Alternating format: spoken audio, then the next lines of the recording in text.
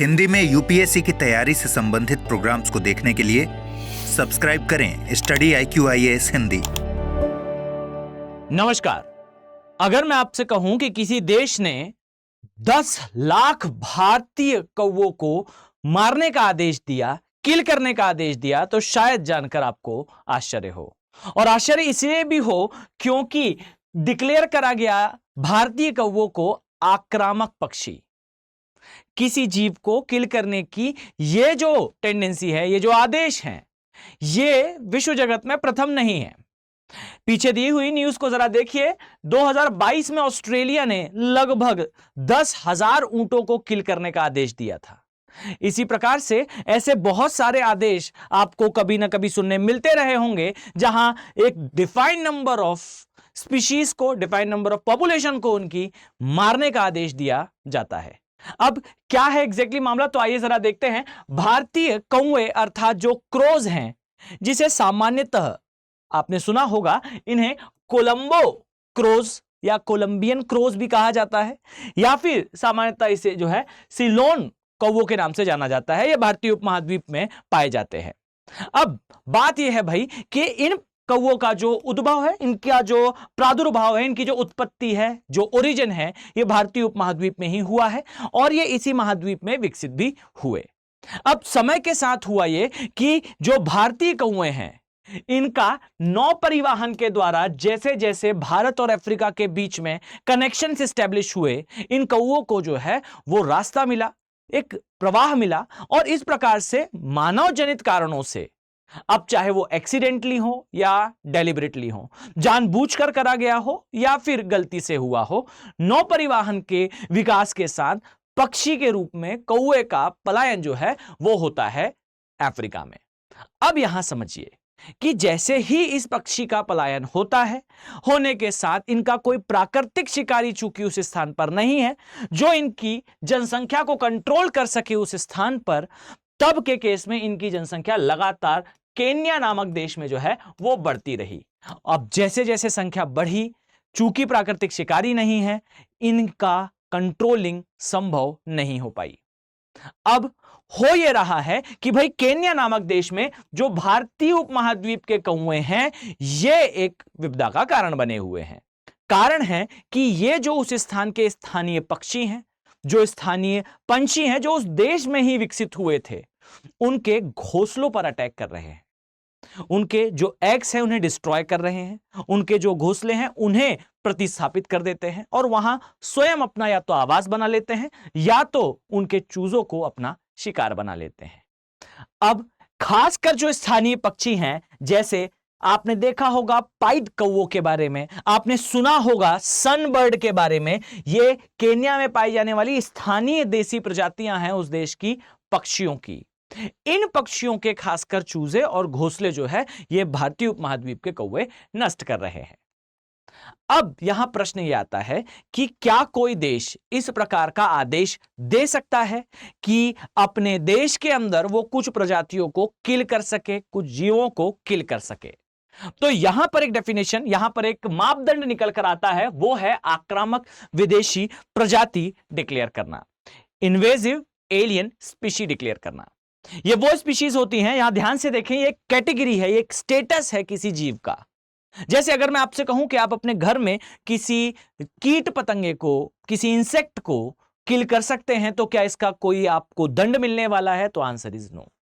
चाहे वो कॉकरोचेस हो, चाहे फिर वो माउस अर्थात चूहे हों, इन्हें किल करने पर आपको किसी प्रकार का आदेश नहीं मिलता। और कारण यह है भाई कि ये स्पीशीज कहलाती हैं वर्मिन स्पीशीज। इसी प्रकार से कुछ विदेशी प्रजातियां ऐसी हैं जो कि उस स्थान से बिलोंग नहीं करती, अर्थात गैर देसी प्रजाति हैं उस स्थान की। और ये जो गैर देसी प्रजाति हैं, या तो जानबूझकर या तो गलती से, एक्सीडेंटली नहीं तो डेलिबरेटली, ये उस स्थान पर आई, और आने के पश्चात एक इसेंशियल कंडीशन है कि वहां का जो प्राकृतिक पारिस्थितिक तंत्र है, जो नेचुरल इकोसिस्टम है, उसे नकारात्मक रूप से प्रभावित कर रही हैं। अब जैसा मैंने आपको बताया कि भाई जो उपमहाद्वीप के कौवे थे, उन्होंने उस स्थान के नेटिव प्रजातियों को अर्थात स्थानिक प्रजातियों को नष्ट करने का कार्य करा, जिसके कारण यह एक बड़ी समस्या निकल कर आई। अब भाई एक डिक्लेयर हो गया कि ये आक्रामक विदेशी प्रजाति है, तब के केस में आता है सेकंड स्टेप। सेकंड स्टेप होता है, खासकर भारत के केस में हम एक अलग सूची बनाते हैं। हर एक देश में अपना प्रबंध अलग है, लेकिन हमारे यहां जो इंडियन सबकॉन्टिनेंट में कल्चर है जनरली, वहां डिक्लेयर करा जाता है वर्मिन स्पीशीज। वर्मिन स्पीशी का अर्थ यह है कि उन स्पीशीज को, उन प्रजातियों को किल करने पर किसी भी प्रकार का कोई दंड नहीं होगा। अब यहां पर केन्या के द्वारा करा यह गया है कि जो प्रजाति है कौवों की, उसे आक्रामक विदेशी प्रजाति डिक्लेयर करके टारगेट बनाया गया है सरकार के द्वारा, ना कि सभी के लिए यह एजेंडा है। टारगेट यह है कि भाई लगभग 10 लाख जो कौवे हैं उन्हें किल करा जाए, ताकि एक तो स्थानीय पक्षियों की समस्या का समाधान हो, और दूसरी और एक इंपॉर्टेंट बात, ये जो कौवे हैं ये उस स्थान पर एक विशेष प्रकार की समस्या भी उत्पन्न कर रहे हैं। उस स्थान के जो किसान हैं, जो फार्मर्स हैं, आप ये बात समझ पाएंगे कि उन किसानों के उत्पाद पर भी ये लगातार अटैक करते हैं। अब एक तो भाई ये जो स्पीशीज हैं उस स्थान की नेटिव नहीं है, इस कारण वहां का उत्पादन का जो सिस्टम है, प्रोडक्शन का जो पूरा पैटर्न है, वो इन कौवों को अडॉप्ट नहीं कर पा रहा है। अगर कोई प्रजाति वहां उपजी होती, जन्मी होती, विकसित हुई होती, तो उस प्रजाति के साथ उत्पादन किस प्रकार से होगा, इसके लिए वो सिस्टम इवॉल्व होता। अब चूंकि प्राकृतिक तौर पर इस प्रजाति का ओरिजिन उस स्थान पर हुआ नहीं, यही कारण है कि यह प्रजाति जब इस स्थान पर आई तो इसका कंट्रोलिंग प्राकृतिक तौर पर तो संभव नहीं है। इस कारण से किलिंग की आवश्यकता है। आई थिंक आप एक तथ्य से परिचित होंगे, जहां आपने सुना होगा कि भारत में भी प्रोसोपिस जूलीफ्लोरा, जो एक वनस्पति है जिसे विलायती किकार या बबूल कहा जाता है, यह प्रजाति भी भारत में जो है इसे कट करने के बारे में आदेश दिए गए थे, क्योंकि यह भी डिक्लेयर हुई थी इन्वेजिव एलियन स्पीशी, अर्थात आक्रामक विदेशी प्रजाति, जो मैक्सिको से ब्रिटिशर्स के द्वारा भारत में लाई गई थी सजावट के कार्य के लिए। जी हां, डेकोरेशन पर्पसेस के लिए लाई गई थी। अभी दिल्ली के 400 एकड़ एरिया में यह प्रजाति वनस्पति की उपस्थित है, जिसे काटने का कार्य किया जाना है। तो इंपॉर्टेंट डायमेंशन है आक्रामक विदेशी प्रजातियों को लेकर।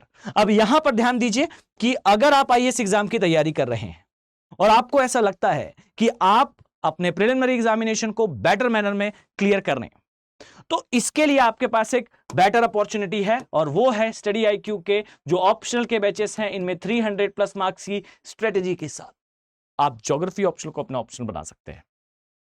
याद रखिए, इन बैचेस में अगर आप ज्वाइन होते हैं तो ज्योग्राफी ऑप्शनल आपको इस प्रकार का असिस्टेंस देगा कि आपका यूपीएससी का प्रिलिमिनरी एग्जामिनेशन क्लियर होगा ही, because geography is a optional subject जो सबसे ज्यादा इंफ्लुएंस करता है, सबसे ज्यादा प्रभावित करता है प्रिलिमिनरी एग्जामिनेशन को।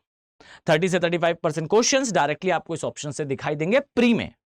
जीएस में आपकी तैयारी और भी ज्यादा क्रिस्टल क्लियर और रॉक सॉलिड होगी, बिकॉज आपके आंसर्स को एनरिच करने के लिए ह्यूमन ज्योग्राफी, इकोनॉमिक ज्योग्राफी से लेकर एनवायरमेंटल ज्योग्राफी तक का डेटा आपके पास होगा। यहां ध्यान दीजिए, 17 तारीख से, अर्थात इस माह की 17 तारीख से इनका सेकंड बैचेस स्टार्ट होने वाला है, जहां मैं आपके ज्योग्राफी ऑप्शनल के सारे डायमेंशंस को कवर करने वाला हूं। आप चाहें तो इन बैचेस को ज्वाइन कर सकते हैं भाई। और यहां पर आपको ध्यान रखना है कि आपको यूज करना है भाई एके लाइव कोड का, अर्थात इस कोड का यूज करके जो कॉस्ट आपको अभी डिस्प्ले हो रहा है, आप उस कॉस्ट में इन बैचेस को ज्वाइन कर सकते हैं। ऑप्शनल का बैच 15,999 की कॉस्ट पर अवेलेबल है। इतना ही नहीं, अगर आप आईएएस की एग्जाम की तैयारी करना चाहते हैं टोटलिटी में, तो ध्यान दीजिए कि स्टडी आईक्यू के जो P2I बैचेस हैं, अर्थात प्रीलिम से लेकर इंटरव्यू तक की तैयारी कराने वाले बैचेस हैं, आप इसका भी पार्ट बन सकते हैं। ध्यान दीजिए, यहां पर आप पाएंगे कि ये जो बैचेस हैं, ये ना केवल आपको आपके प्री की तैयारी, आपके मेंस की तैयारी, अप टू योर इंटरव्यू तक की तैयारी की गारंटी देते हैं। 18 किताबों का सेट, अर्थात आपको किसी भी बुक्स के लिए परेशान होने की आवश्यकता नहीं होगी, यह भी प्रोवाइड करा जाएगा स्टडी आईक्यू के द्वारा। और साथ ही एसआईपी का प्रोग्राम, सक्सेस इन प्रीलिम्स के प्रोग्राम के तहत आपके प्री के सिलेबस को दोबारा आपको पढ़ाया जाएगा, ताकि आपका pre crystal clear, rock solid, metal hard हो। अगर आपका प्री क्वालिफाई होता है भाई, जो कि होगा भी, क्योंकि आप एसआईपी प्रोग्राम का फायदा जरूर उठाएंगे, और आप आएंगे मेंस रेसिडेंशियल प्रोग्राम में, मुफ्त निशुल्क आवासीय सुविधा आपको प्रोवाइड करी जाएगी, ताकि आपके मेंस के समय आप और भी ज्यादा फोकस्ड होकर पढ़ सकें। ये सब कुछ स्टडी IQ के साथ 27,999 की कॉस्ट पे अवेलेबल है। बट ध्यान दीजिए कि ये तब तक है जब तक कि आप जो है वो यूज करते हैं AK लाइव कोड का।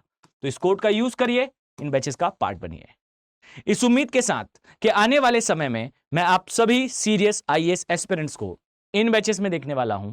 चलिए मिलते हैं नेक्स्ट वीडियो में। Have a very nice day. Thank you. Hindi में UPSC की तैयारी से संबंधित प्रोग्राम्स को देखने के लिए सब्सक्राइब करें स्टडी IQ IAS हिंदी।